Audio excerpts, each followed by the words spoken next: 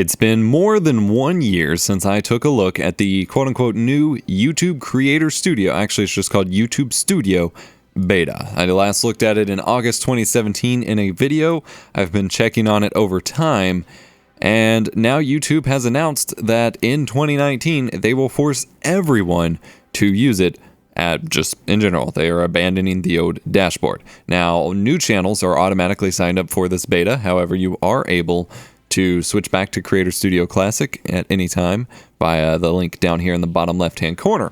However, they have stated that you should spend the rest of the year getting familiar with this and switching back as needed in order to, learn the new system, as they will be switching everyone over in 2019. So it's time to take a look and see just what's missing or what's, actually worth using in this beta. By default, you are taken to this dashboard, which is no longer modular as the older one was. Instead, you have these panels here that are just kind of free-floating, and you currently can't customize. Again, all of this is a work in progress. All of this is in beta. I realize this, but this has been in a development for a very long time. So I'm going to be pretty critical because some of the missing features have been missing since mid-2017, and I'm honestly terrified at this point that they're not going to fix it. Now, something like this is just a polished thing. They can fix that up at any time. It's not a priority for you, but you have your most recent video, the performance it has done compared to similar videos, and you can go straight to the video analytics or the comments on that video. You have news, which these days are mostly the YouTube Creator Academy videos and the YouTube Creator Insider channel, which will actually inform you as far as the updates to this beta dashboard goes, and then an update about how YouTube gaming has changed. Ideas for you: this will include more YouTube Creator Studio or Creator Academy videos and just point you to some features that you might not have heard of. And then you have basic channel analytics. However, this subscriber count, at least on my main channel, is never accurate, curiously enough. But you did get a quick glimpse at your last 28 days worth of stats and your top videos for the past couple days, however, or over the last 48 hours. Now you can go over here to videos, and this hasn't changed a ton, but you get, this is more like the traditional video manager in the old dashboard. You can see what your videos are. You can edit their publicity right here. You can see the date that they were either uploaded or published, depending on whether they're private, unlisted, or public. Views, comments, and you can actually click here to go view the comments themselves, which is a kind of neat little integration here. You can sort by top comments or newest first. You can actually filter based on a word for the comments, and then you have your spam filter tabs up there as well. And then this takes you to that video specifically. So now every video has its own little UI for for the video manager here. So you can go and actually edit the details of the videos. They have finally added tags here. I was really afraid they were just ditching tags altogether, but no, it's right here. You can choose what playlist videos are in, the visibility, all the normal stuff. Advanced tab is much like the advanced tab of the normal dashboard. I do not have the monetization tab, as the channel we are looking at is not monetized.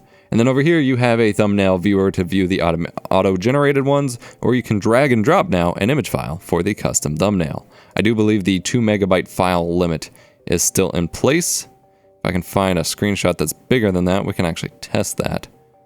There we go, 2.4 megabytes. Yep, 2 MB limit is still in place. You can view the analytics for that video, and we will dive into analytics more in just a moment, but you get the watch time, estimated views, subscriber gain. You can view impressions on the video. You can view audience retention, the graph of drop-offs, unique views. You got a lot to it. And then there's special monetization related analytics as well if you're monetized. Over here in the editor, they have actually adjusted this quite a bit. You now have mostly a trim-based editor here. They have taken out a lot of the editor's stuff, but you can still trim the video. You can swap out the music if needed. You can actually zoom in and out on the timeline. Like, they've at least made this look like a proper NLE, even though, as you can see, there's not really an option to add a whole lot to the video other than the end screen. And then you have default layouts you can choose, templates for the end screen, which is kind of cool. If I want to apply that one, then it goes over here and you can choose which element is which, where they link to. I actually really like this a lot. It's laid out really nicely. To be honest, it is fairly convoluted, but it at least looks nice, I guess, and is probably more accessible for newcomers. Again, you can view the comments on the video, which is where we started with. You can view transcriptions. You can add your own, turn community contributions on and off, and then other features. These are the ones that are still missing. The actual normal in-video cards, not the end cards, but the just intermittent cards, they're not available yet. You cannot view copyright information per video. You cannot view various promotional aspects. There's a lot that's still missing that they will have to add in. So if we leave this normal video and go back here, you can still filter videos by title, description, view counts. You can select all videos, apply bulk processing as usual. If you click on a video, it takes a lot to actually get to the video page itself from here, which is rather obnoxious. Normally in the old creator dashboard, it only took one link to just copy that link. This is that right there. Right click, copy link address. That's how you get the view on YouTube link. Now, they have spent the most time tweaking and updating analytics, and they have made it look really nice, and the goal was to make it accessible and provide a lot of information.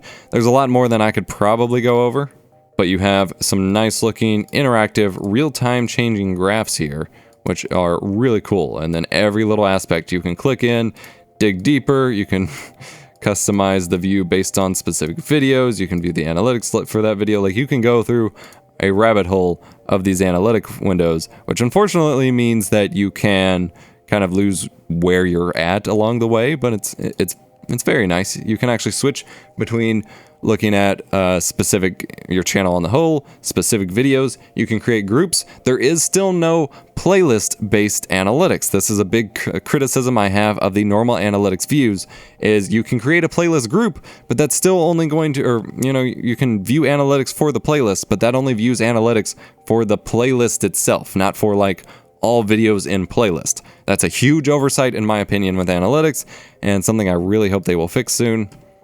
You can view subscribers, watch time, minutes, impressions. Impressions are basically how many people your video was exposed to versus the click-through rate of how many people actually went and watched the video. You can change your date range, lifetime. Obviously, this channel has not existed for very long. You can actually download all of these reports based on the current view, either to a Google Sheet file, which is really nice. I don't think the old one actually had that capability, or to a CSV spreadsheet. Either way, their reporting tools there have been pretty incredible in the past. You can close out of this, go back. Much more user-friendly graphs will hopefully help people understand analytics, because honestly, that's a lot of people's biggest shortcoming when it comes to their channel, is not paying enough attention to their analytics and setting this up. Now we go over here to comments. You can, again, view comments across your entire channel, or you can search for specific filters. You can view the comments tab of the specific, the comment link, direct link, just like in the normal comment view. With that, you got your held for review, likely spam. If you need to remove a comment, here you have options. Remove that comment, report it as spam, hide the user from your channel, ban them. Always approve comments from this user. So if you have someone that regularly chats but sometimes ends up in the spam folder, then you can set this so that it doesn't automatically move them to spam anymore. You always see their comment, and you can add a comment moderator who can then go in and help delete or remove or report spammy comments as well. Really handy that this is built in more, leaving the the Google Plus shackles that the old comment system UI was bound in. You can still like, dislike, and heart comments, but that's pretty much it. There's no playlist control, there's no live streaming control, no channel-wide translation transcription settings. The features tab that shows you what all is unlocked for your channel is missing. The actual audio tools are missing, as is the ability to customize your channel page, and a lot more. However, I do want to switch channels real quick and show you a new cool feature that they're rolling out to 100K plus subscriber channels that has been very useful for me. Which, by the way, you can still switch channels up here. Click on your avatar, switch account. And I have a million channels tied to my account. I will switch to this one. My main.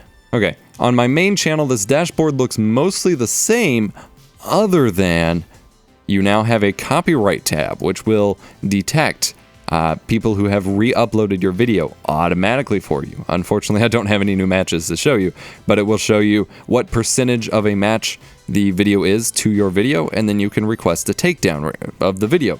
And You have the option to either send a request asking them to take down the video or to take it down manually yourself.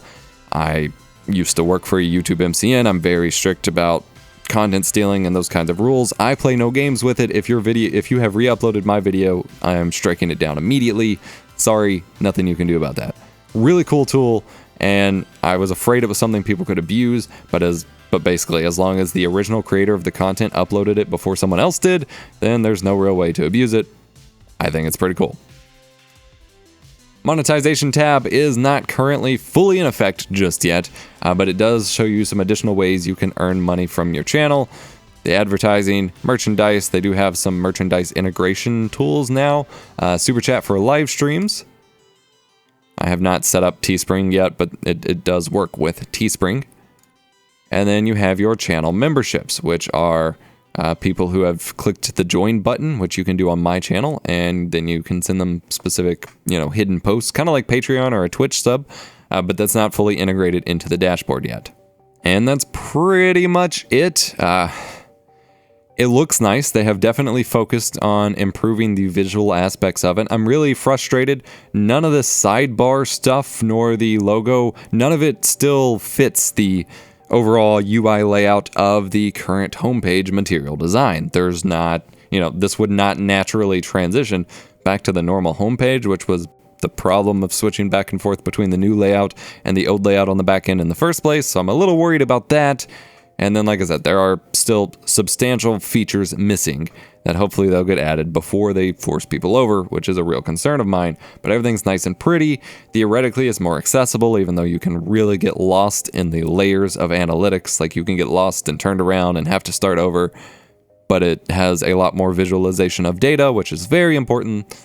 So I'm a fan, but I'll still be skeptical until I see that that it is feature complete, on par with, and then surpassing the older one. Because YouTube sort of has a problem of replacing features for no real reason, like the channel community tab, which is basically the same thing as the original discussions tab that I've had since 2009 or 2011, just made fancier and deleted all your old posts.